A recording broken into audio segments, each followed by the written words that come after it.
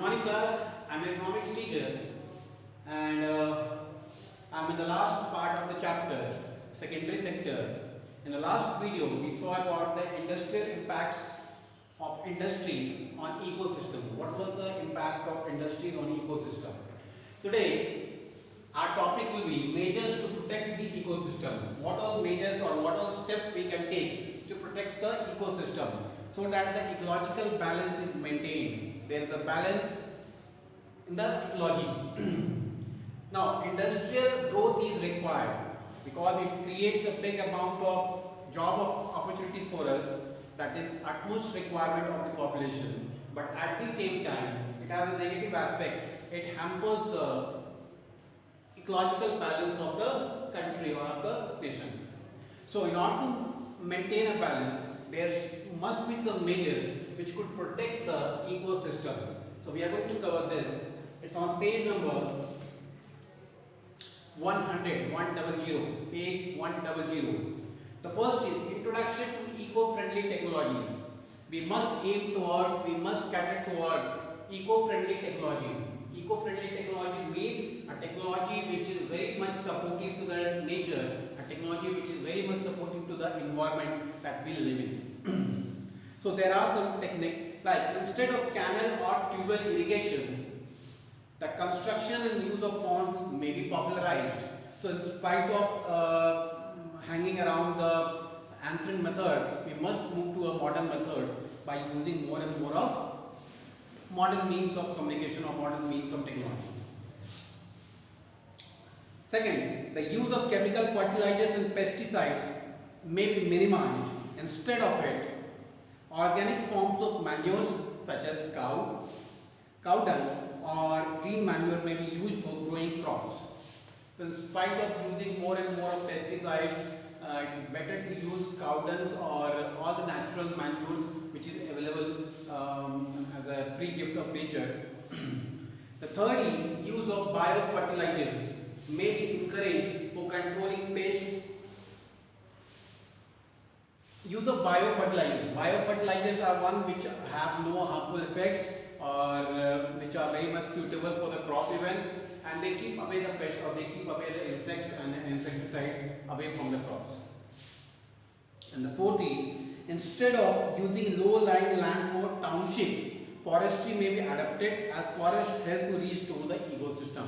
Low-lying land means the land which is of some use, should not be used for the construction purposes, but it says that forestry may be used, may be adapted as forest to help to restore the ecosystem.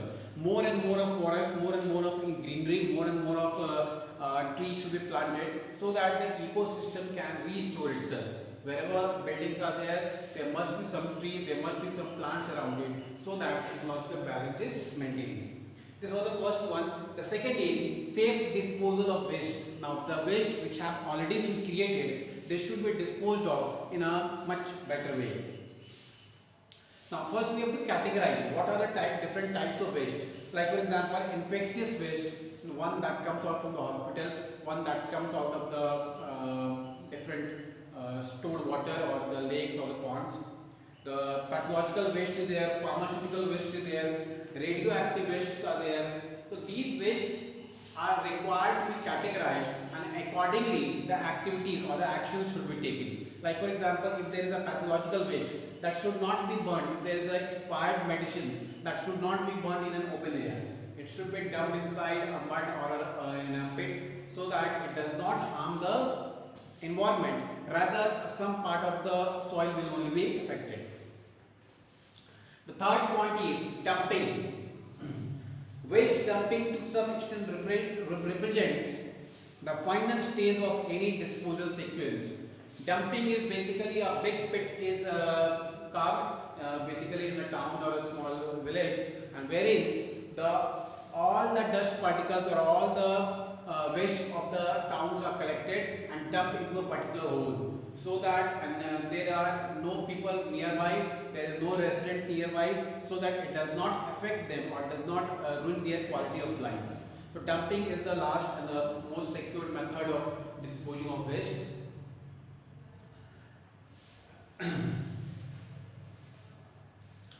The fourth is composting.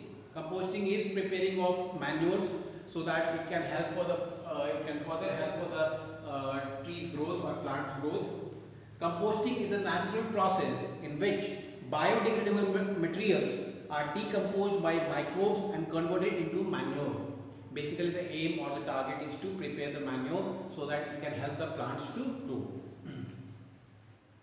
Now, what are the benefits of composting? The question comes to mention some benefits of composting. What are the basic benefits? The first one is conversion of organic waste into valuable end product which can be used as manure in land farming. Wherever the farming takes place, some manures are required, and those manures can be fulfilled with the help of composting. The second is reduction in the space required for landfill by the householders. Reduction in the space required for landfill. Wherever the pit is there, wherever a big pit is there, those areas, those parts can be landfilled with the help of composting. Whatever composting was prepared, that can be put into that pit. The third is reduction of the quantity of waste to be disposed by the householder. Now, it will reduce the waste that every household creates. What will happen? If a waste is created by a particular household, that will be supplied for a purpose of composting. Means from that only composting or the compost will be prepared. The fourth is recycling of organic materials and nutrients back into the soil. It is basically a process. Composting is basically a process of recycling, wherein all the dust particles, all the waste are recycled and converted into a manure, which again results to a growth of the tree, growth of the plant. The last is reduction in the use of fertilizers and polluting weed killers for the garden. It will help the gardeners even since they do not have to use many of the pesticides, since all the natural or biodegradable products are prepared only. So it is good from the health point of view, it is good from the gardening point of view, it is good from the plant's growth point of view. So composting is a very natural method, and it has been practiced from ancient times, and we have been still following the same path. It is because it has a larger benefits compared to other modes of the suitability. And the last is drainage. Last method is drainage. Removal of surface or subsurface water from a given area by natural or artificial means is called drainage. Now, drainage means basically wherever the water remains stagnant, there is no movement in the water, that gets polluted, that gets filtered, and that becomes dirty, and there is a foul smell out of it. In order to protect that, a drainage system is created. And that drainage system is basically a process wherein the removal of surface or subsurface of the water from a given area by natural or artificial means. There are some natural methods to remove those waste water, or there are some artificial methods even. Now, the next is treatment of effluents before discharge. Now, before discharge, it means before you throw it out, before you make it a wasteful, it is basically required, it is basically guideline that you can make, you can use the required material or required sort of output in some manner. Like for example, the topic says treatment of effluents before discharge. Before you create or before you think that the particular sort of material or particular sort of water is of no use, there could be some sort of elements which could be very useful for the growth of the plant or growth of the tree. So that should be taken away. That should be taken away from that particular water level. Like for example, there is a glass of water. We consider it that it is waste, it is of no use, but there could be some elements in the water which would be good and which would be useful for the growth of the plant. So the treatment effluent method is basically, there are 3 steps under which all the good materials out of it are taken away and all the bad products or all the bad parts are kept away. The 3 stages: primary discharge, secondary discharge and tertiary discharge. So it is a discharging method wherein the treatment is done with the waste, treatment is done with the water, so that to take out the rest out of it and remove the worst out of it. It is basically a method of such drainage system or such treatment. The last is abatement of air pollution. How can air pollution be purified, or how can the air pollution be reduced? It cannot be purified, only reduction part can be done. The first is technical devices to reduce pollution. Technical devices, what are technical devices that you can use for air pollution? For reduction of air pollution. The first is by using electrostatic and baghouse filters, particulate matter from powder plant emission can be removed. This technology reduces direct particulate emission by much as 99.5% but does not prevent gaseous emission. Now this is a method, basically electrostatic and baghouse filter is a method wherein the 99% purity can be gained, but the gaseous emissions cannot be stopped. Means all the gaseous particles that are mixed in that cannot be filtered or that cannot be removed. The second is flue gas desulfurization, FGD. Devices are capable of controlling sulfur dioxide emission up to 90%. Means it is another method wherein the sulfur dioxide that is mixed in the air that can be reduced to 90%. And the last thing, several techniques can be used to control nitrogen oxide emissions. A simple modification of its combustion process has resulted in 30 to 50% decrease in NO2, that is nitrogen oxide output. These are the methods wherein the air can be purified.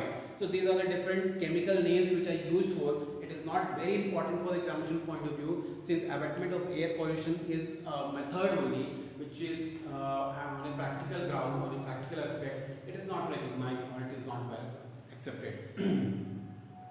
So this was about the secondary sector. Now coming to the main exam that we are going to face for your first terminal examination. You have 4 chapters in it. 4 chapters for this examination. The first is Introduction to Economics, what an economics is all about. The second is Types of Economies, the one that we are going to have a class test today. The third is Primary Sector, and the fourth is Secondary Sector, this chapter. I will be providing you the notes of this chapter today, and the moment you get the notes within a week, you can submit me the notes and I can check it out.